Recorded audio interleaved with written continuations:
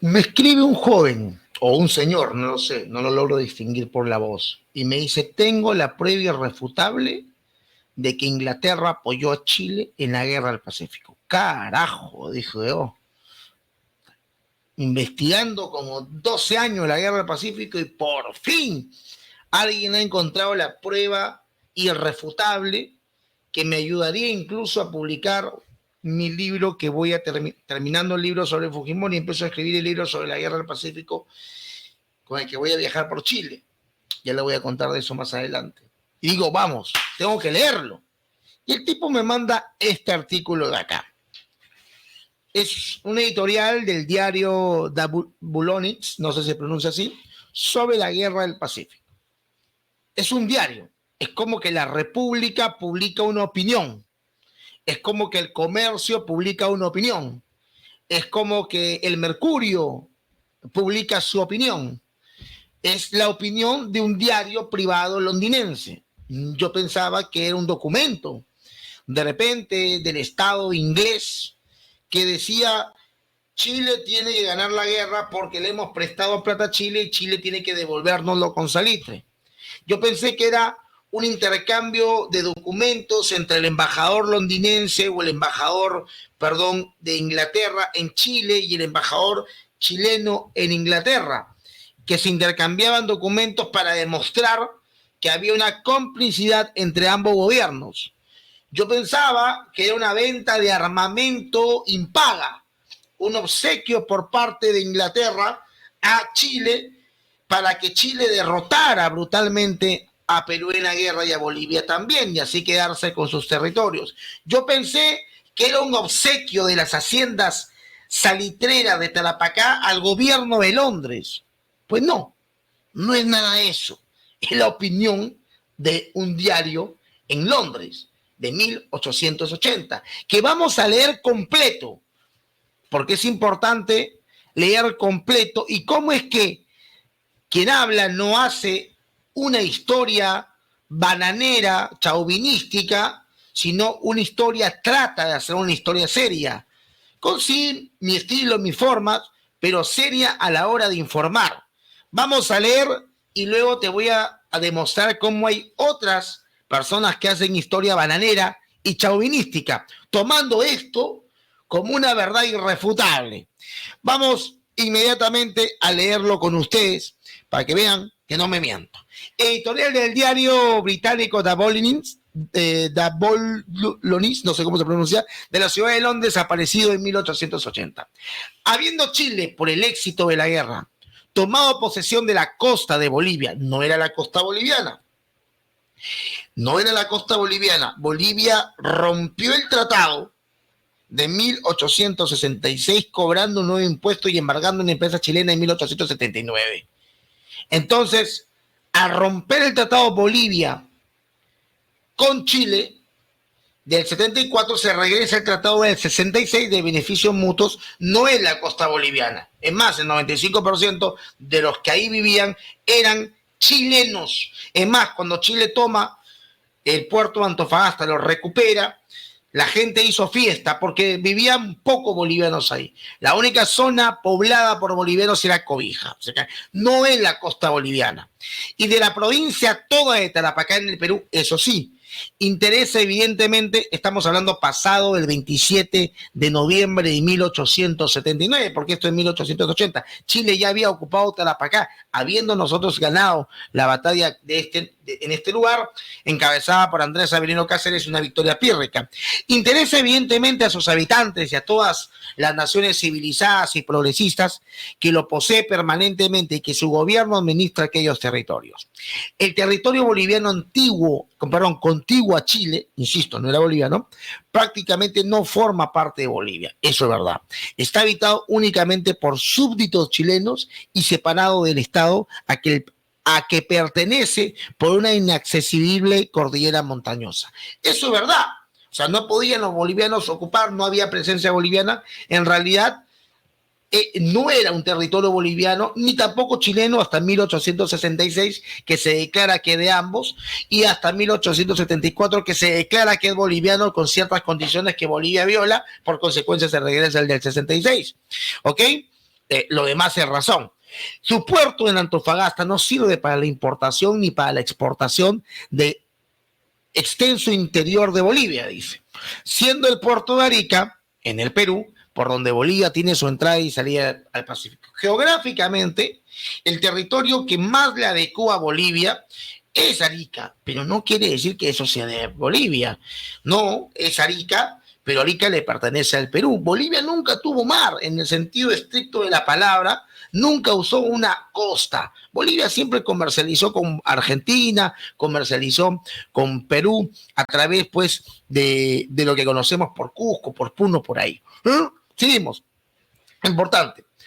No se disputará que Bolivia tiene un derecho a un puerto en la costa del Pacífico y la conveniencia de las cosas demuestra que debería tenerlo donde la naturaleza se lo ha dado con tanta justicia.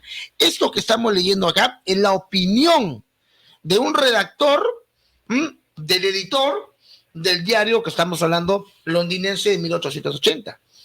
No muestra una prueba, un documento, un mapa, no muestra la historia de Bolivia, que siempre ha estado supeditada al virreinato del Río de la Plata desde 1776 y antes al virreinato del Perú, la Audiencia Real de Lima. O sea, es la opinión de un inglés que está escribiendo desde un diario privado, como se escribieran desde la República un zurdo repugnante o un mercantilista desde el Comercio o un derechista desde Expreso. Es la opinión de una persona sin ninguna base histórica, sin ningún documento. Seguimos leyendo. Dando a Bolivia una pequeña faja de territorio en el Océano Pacífico, incluyendo el puerto de Arica, será un excelente medio entre las dos repúblicas hermanas y la colocarán en el estado de aumentar sus grandes recursos interiores por un puerto pequeño, seguro o independiente en la costa del Pacífico. La opinión del diario, que Bolivia merece una salida al mar, es su opinión. Que tiene que ser por Arica, que le pertenece al Perú, es su opinión. Y veamos qué otra opinión tiene. Suponiendo que tal modificación de frontera, como uno de los resultados probables de la guerra, la provincia de Tarapacá será separada de la República del Perú. En la costa y en la isla adyacente se encuentran los grandes depósitos de guano, hipotecados especialmente a los tenedores europeos de bonos por un empréstito que asciende en capital e intereses atrasados a más de 40 millones, si no me equivoco, esto es libras esterlinas. En el interior de esta provincia están los grandes depósitos de nitrato, en los cuales principalmente los ingleses han invertido 4 millones de libras esterlinas. Ok, esto es normal. Ingleses, alemanes, chilenos, peruanos y norteamericanos explotaban el recurso en el Perú, por ejemplo, el guano y también el salitre, porque evidentemente el nitrato después sirve para la pólvora y para los campos de cultivo como abono, y tú te vas a una guerra, necesitas explosivos, necesitas municiones y necesitas comida para un ejército de 80,000, 50,000 soldados. Y Perú tenía la reserva de nitrato más grande del planeta en Tarapacá y teníamos las reservas y los yacimientos o las reservas, perdón, de guano en las islas de Chincha más grandes del planeta. Y van a venir del exterior a invertir al Perú. Lo que sucede es que Perú estaba mal visto internacionalmente porque en 1869 habían monopolizado la exportación del guano. Y por supuesto que esto afectó a la economía de muchos empresarios privados que van a criticar la forma del Perú de hacer política económica. Una política monopólica donde el Estado maneja la economía y no permite que libremente los privados puedan explotar y dejar el impuesto al gobierno. No. El Estado lo monopolizó diciendo tú privado lo vas a hacer, pero tú privado no. Y le voy a entregar a uno solo nada más. Eso pasó en 1869 con el famoso contrato de Dreyfus promovido por el señor Nicolás de Pirola y el gobierno de José Balti Montero, que 3 años después nos va a llevar a la bancarrota. Entonces, esta es la opinión. Con base sí que Perú tenía hipotecados, tenía mucha deuda, sí, eso es verdad, es absolutamente cierto, y es la opinión de un diario inglés, en este caso londinense. Hasta el presente, como decíamos la semana pasada, dice este diario, esta grande riqueza naturales a causa de la mala administración del gobierno, pero eso es verdad, han sido para el país una maldición antes que una bendición. En esto coincido totalmente con el diario. En el tratado de paz que debe hacerse entre Chile, Bolivia y Perú, o sea, acabar la guerra, el último, el Perú, cede irrevocablemente a los tenedores de bonos todos los depósitos del guano y nitrato existentes en la provincia de Tarapacá, recibiendo en cambio un finiquito de toda la deuda externa y el certificado de nitrato, de manera que Perú pueda comenzar una nueva vida libre de toda dificultad financiera. Habrían buenas esperanzas de la regeneración del país, porque el gobierno y el pueblo aprenderían esta saludable elección. Que una renta procedente de la industria honrada tiende más a la prosperidad permanente de una nación que todas las minas de oro y riquezas excepcionales. Lo que está opinando acá el diario es: Perú tiene un montón de deudas, no las paga. Lo mejor que debería hacer Perú es simplemente perder Tarapacá, cederle a los tenedores de los deudas esos territorios y permitir que Chile no los estatice, sino los privatice. Y así Perú no le debería nada a Chile, Perú no le debería nada a Inglaterra, se quedaría sin Tarapacá. Es la opinión de un diario. No es la opinión del presidente de la República, del rey de Inglaterra, de la reina en ese momento. No es la opinión de un ministro o del primer ministro británico. No. Es la opinión de un diario. Es más, ni siquiera tiene firma de quien lo menciona. Seguimos. La vecina República de Chile es un brillante ejemplo entre los estados sudamericanos de los benéficos efectos que provienen la honradez, la industria y la probidad. Pues sí, pues, Chile es un ejemplo de economía privada. ¿No te gusta? Y la verdad, históricamente Chile, lo que no está pasando ahora, que se va el diablo con este impresentable presidente que tienen, pero históricamente Chile ha sido un ejemplo de inversión privada.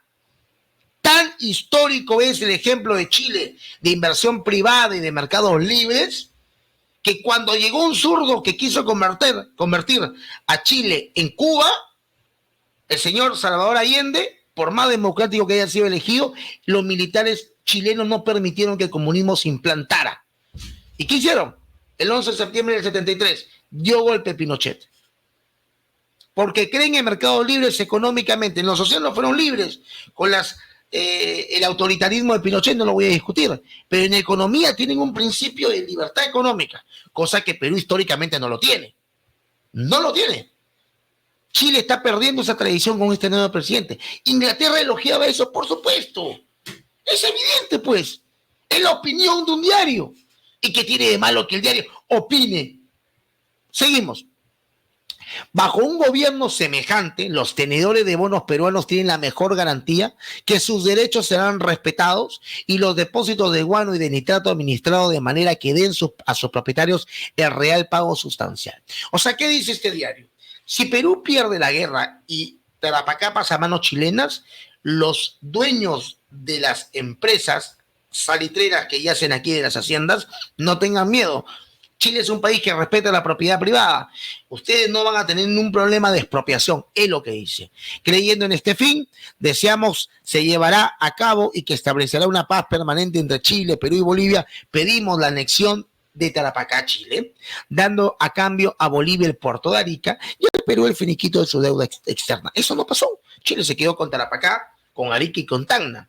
Arica nunca pasó a Bolivia. Perú recuperó Tacna en 1929 y Chile le vendimos a Chile Arica en ese momento y firmamos un artículo complementario donde decía que no se le podía ceder Arica ni a ninguna potencia sin antes, ni Arica ni Tacna podía darle salida a la mano a ninguna potencia sin antes consultárselo al país vecino, en este caso Perú a Chile y Chile a Perú.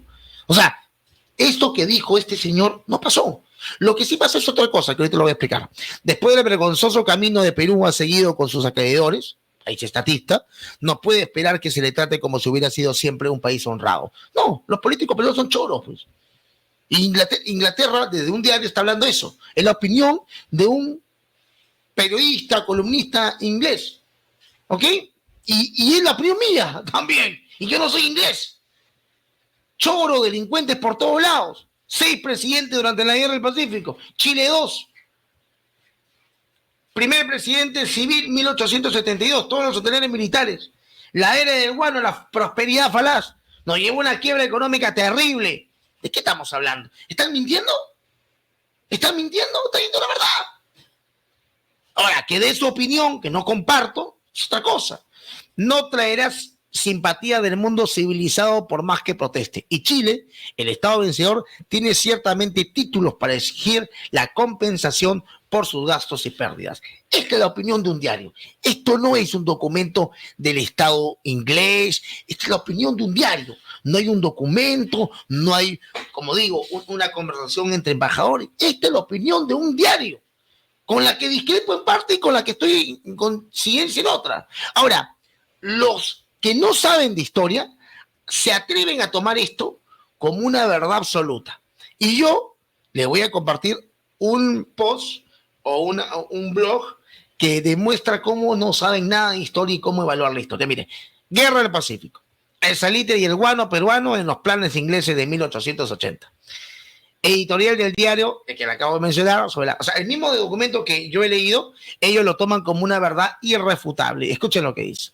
La editorial británica, publicada en la ciudad de Londres, Inglaterra, desnuda su apoyo incondicional y el interés supremo sobre los territorios salitreros y guaneros de Perú y Bolívar respectivamente, además de la influencia inglesa en las decisiones políticas y diplomáticas que asumiría Chile algunos años después. Prestemos atención a la propuesta de ceder a Bolivia salida del Pacífico por Arica, y encima tienen faltas ortográficas groseras. Y acá está puesto, no lo puedo seguir leyendo, acá está el documento. Es la opinión, y mire lo que la gente le pone. Bueno, Alex, no deje de publicar estos hallazgos interesantes. Profesor, usted no ha publicado su artículo sobre los intentos del Estado. Este es un artículo absolutamente emotivo, partiendo del testimonio de una persona que no sabemos quién es, pero que al menos escribe a través del diario, un diario británico privado. No es la opinión del gobierno británico. Dios mío. Así se hace historia, lamentablemente, en un país lindo como el mío, pero así se hace historia, lamentablemente. Ahora, ¿qué es lo que pasa cuando Chile empieza a avanzar en la guerra? Eso es lo que quería mencionar. Los dueños de las haciendas de Tarapacá pensaban, porque como Perú era un país estatista, pensaban que Chile en venganza iba a estatizar las haciendas salitreras. Entonces, ¿qué empezaron a hacer? Empezaron a vender sus bonos a los tenedores a bajo precio, empezaron a rematarlo. Había un tipo inglés ahí, muy astuto, muy pillo, muy mosca, llamado John Thomas North, que empezó a comprar, era guatero al principio y luego se hizo de plata, y empezó a comprar estas acciones, para llamarlo más rápidamente, a bajo precio, y cuando Chile ganó la guerra, Chile ya se sabía, porque esto es la tradición chilena, no estatizó el salitre. Chile lo dejó en manos privadas. El 60% de estas salitreras en Tarapacá estuvo en manos de John Thomas North, que se hizo millonario durante la Guerra del Pacífico. Fue un tipo que vio en la guerra la posibilidad de comprar acciones. John Thomas North va a ser conocido como el rey del salitre y va a provocar el salitre luego en Chile, el suicidio de Balmaceda, si no me equivoco, en 1891, y la guerra civil en Chile, un conflicto civil por lo menos que no he mencionado anteriormente y lo profundizaremos en otro video. Eso no es demostración de que el gobierno británico estaba metido en esto. Yo les pido a los amigos que están defendiendo la intervención inglesa que me den algo mejor que esto, por favor. Esto no es nada. Esto incluso va a ir en mi nuevo libro como una de las grandes desaznadas. Así que esto es falso. Si te gustó este video, compártelo. Si no estás suscrito, ¿qué esperas? Suscríbete, hermano. De vez en cuando subo videos sobre historia porque es lo que más me apasiona.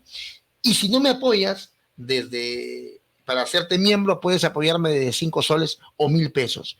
Aquí hay una opción que se llama unirse. Apoya este canal que siempre trae información y no se vende a ningún interés. Y finalmente, si quieres conseguir mi libro, más adelante te voy a dar la información, porque ese libro lo voy a terminar de publicar de aquí todavía unos 3, 4 meses, con los que vamos a viajar por Chile, Bolivia y parte de todo mi rico Perú. Le mando un abrazo y que Dios lo bendiga.